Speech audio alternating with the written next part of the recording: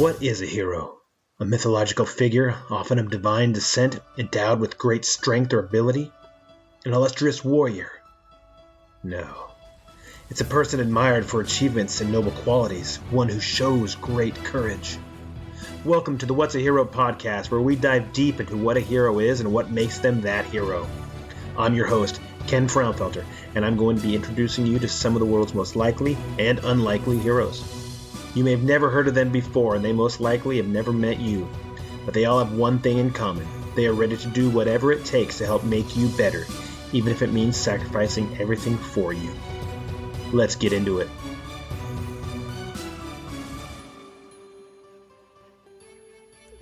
This is episode 98 of the What's a Hero podcast with me, Ken Frownfelter.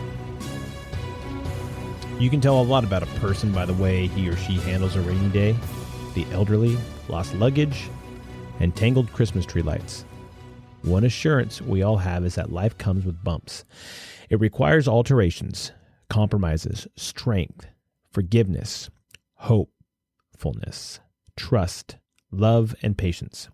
Fortunately, no matter what happens, how bad it seems today, life goes on, and tomorrow will offer a new start. Don't go through life with a catcher's mitt on both hands. You need to be able to throw back sometimes. I have learned firsthand that every detour can teach you many lessons if you are open to all possibilities. And being aware of all available options can improve your chances of making smart choices. What other gems have I learned along the way? Making a living is not the same thing as making a life. An unwise choice can ruin your life. Life gives you second chances. Knowing your values helps you make choices consistent with what's important. Being aware of all available options can improve your chances of making smart choices. If you pursue happiness, it will elude you. If you focus on family, friends, the needs of others, work, and doing your very best, happiness will find you. Decisions made with an open heart are usually the right ones. Even when I'm in pain, I don't have to be one. And most significantly, I still have a lot to learn. And this is a portion taken out of a book that I've been kind of mentioning lately called Detour, written by a gentleman named Steve Gilliland. And there's a lot of good stuff in this book. He talks about the building a character and life delivering clues of what it is that we need to see, we need to be available to, we need to understand as we navigate this journey that we are on. That got me thinking that what keeps a person from moving forward? What is it that gets in our way, that keeps you from moving forward? The root word of the word motivation is motive, which means mote, M-O-T, is to move. You're going forward, but what keeps you from doing that when you know it's time to go forward? Do you stay in your same space that you've always been in because that's your comfortable spot? Do you stay there, or do you do things that will get you moving out of that spot? What keeps you from moving forward? Because at some point, you need to cut those ties that keep you in that same spot. Whether it's the gravity seems to be stronger at your couch or your lazy boy than anywhere else in your house, maybe don't go get in that chair or get on that couch. Whatever it is, you have to cut the ties. Is it a familiar, comfortable relationship that is toxic or no good for you? Is that keeping you from moving forward? Joe DeSania, the founder of Spartan Race, talks about when he was doing Wall Street. He was working in there, and he had a mentor of his mention that it's golden handcuffs. Once you get in there and you're making the money that you need to make, you're going to find that it's not everything you thought it was, but you're still making that money, that those golden handcuffs are still holding you there. Do you want to stay there? Do you want to stay in that? Or do you want to go do what you want to go do, what is calling you, what you know is your purpose in this planet? And with that in mind, what is holding you back? What is keeping you from moving forward? What ties do you need to cut in order to move forward? Who is it, or what is it, or where is it that is keeping you from advancing in the life that you know you need to live, or you want to live, the changes you need to make? Because if you keep doing the same thing that you've always done, you'll keep getting that same result you've always gotten. The definition of insanity. You're going to keep doing the same thing. You're going to keep getting that same thing. But you're never going to move past where you're already at. You're never going to go beyond what you already are at. If you stay there, you stay in that comfort zone, that self-imposed limit that I've talked about before. If you stay there, you're never going to move further. You're never going to go write that book. You're never going to go make that payday you were hoping to make. You're never going to go become that professional that you wanted to be. You're never going to go make that difference in somebody else's life that you're hoping to make. Because you keep doing the same thing. If I wake up and I have a big old breakfast of, 4 eggs and bacon and toast and hash browns and, all this big breakfast foods, right? And I do that every single day. But my intent is I want to lose weight, and I want to get fit, and I want to be in good shape. Well, I'm not going to do that if I'm eating greasy eggs and pancakes and waffles and bacon every single day. Those things are fine, but do them sparingly. But you're not going to get the results you want to get if you keep doing the same things you do. The hero sees what needs to be done, adjusts what he's doing or what she's doing, and goes after that thing that they know they need to do. They'll change up their tactics. They'll look for the different way to approach a situation. If they don't have the tools to approach a situation and successfully beat that situation, they will go obtain those tools, whether that's knowledge or it's actual physical tool or it's an ability, something along those lines. But they're going to work at changing their current situation. And as far as cutting ties, changing relationships, there's some people that are just not good. There's relationships that are not good. They're not healthy to be in. Now, I'm not saying that, you got to start cutting ties with everybody you know and get them out of your life. No, if they're positive, or if they are if they're an addition or a multiplier in your life, keep them. Get more of those. But if they're a subtractor or they're a divider, you need to separate yourself from them. I've talked to a lot of people who just have the most unhealthy relationship you can think of.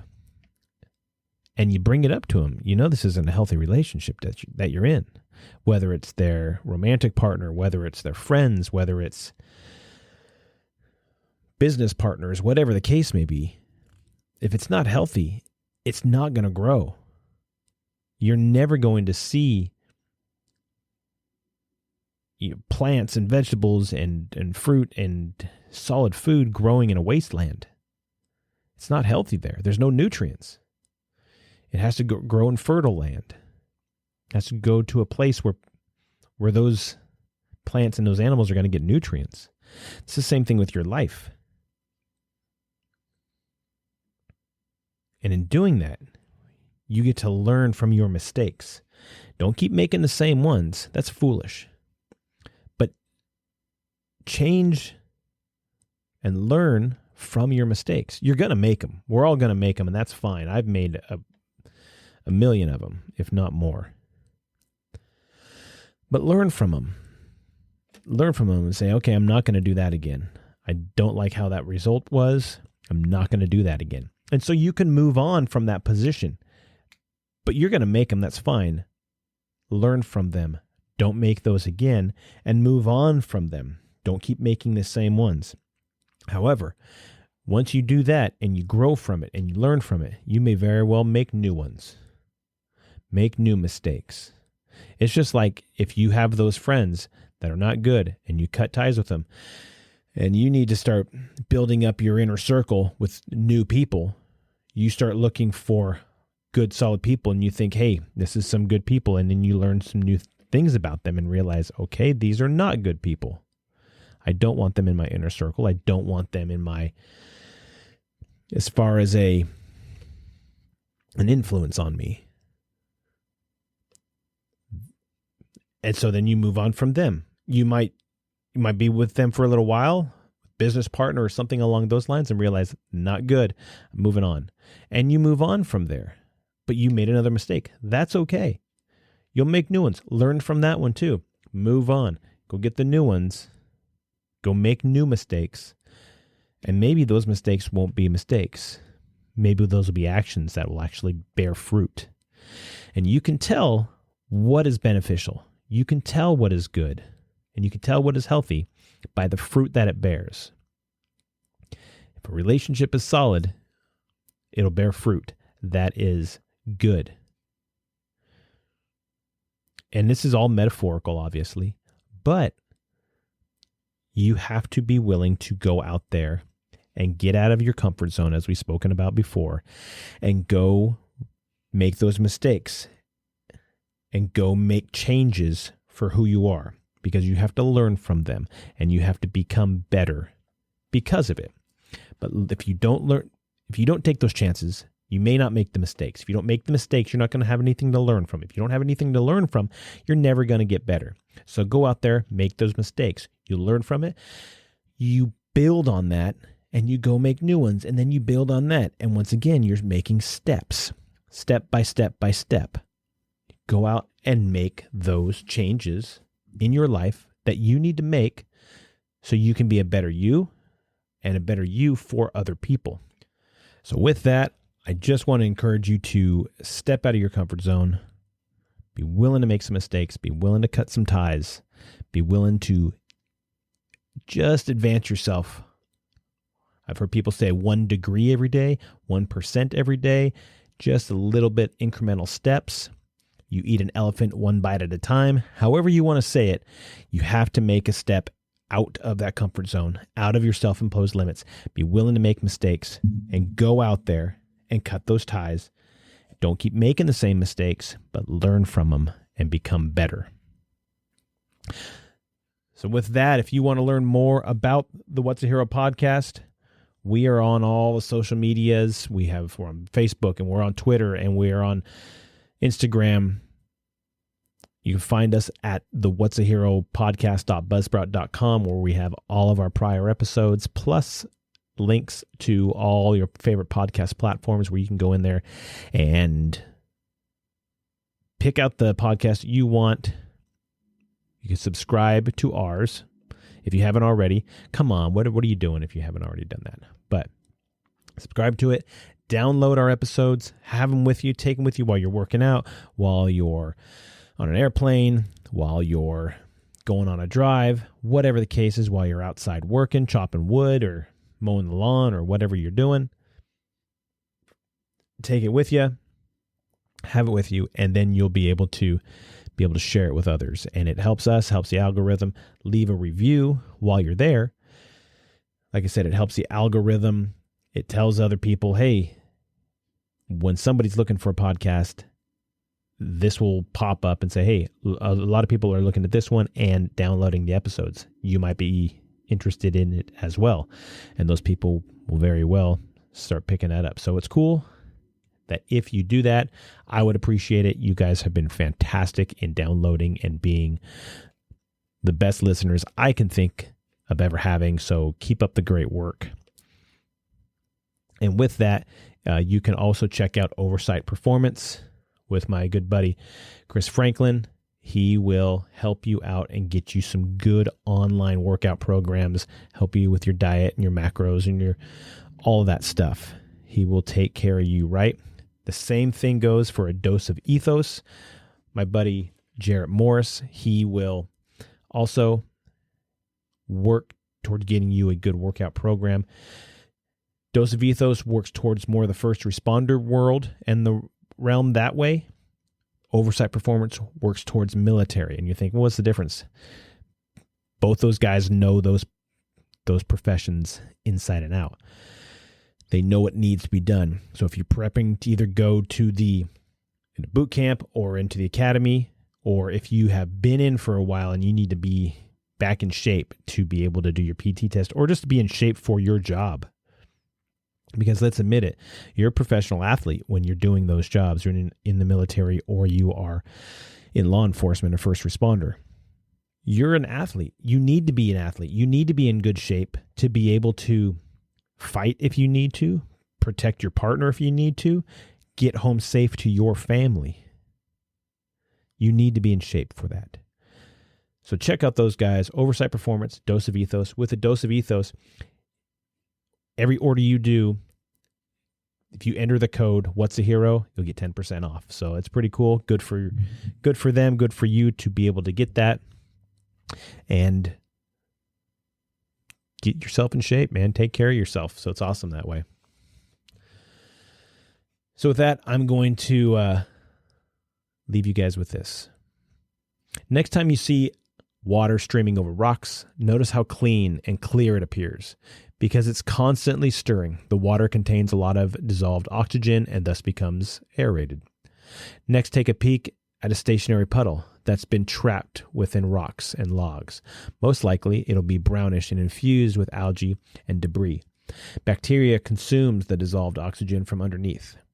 Drinkable water flows constantly, whereas stagnant water has become polluted from inactivity. Contentment, like all emotions, is transient.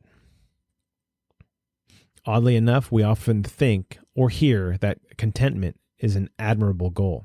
Well, just as I've claimed in other books that a destination will always outdistance us and therefore can't be attained, I am now advocating that we should not pursue contentment either.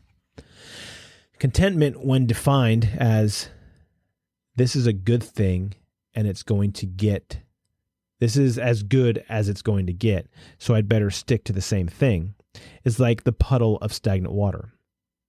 Although it's fun and relaxing to sit on the couch and chill out, when did this become the only reward for working hard? Is that truly contentment, though? When you succumb to the comfort of stringent daily routines, you are avoiding growth or change. You stagnate. After several years of this, you could still be looking at your spouse, friends, neighbors, meals, or house in the exact same way, never having made any changes, and having stopped growing out of fear or torpor. Can you say midlife crisis? When you shun new things and fool yourself into thinking you are content, monotony will ultimately set in. No matter your age, your higher self yearns for change and growth. Even the slightest variation in routine can make a difference. When you realize you've become inactive, wade into the water, get in up to your waist, and then dive under. Contentment can cause you to miss out on new discoveries and passions for life that come with receptiveness. So make those changes, my friends. Look at what's holding you back from making those changes and make those changes. I want to thank all of our first responders. I want to thank all of our veterans. All of you guys out there working hard to keep us safe. Thank you so much. Our teachers, our nurses, those people that sacrifice their time and effort for other people. Thank you. So until next time, I have been Ken Frownfelter, and this has been the What's a Hero podcast. We are clear.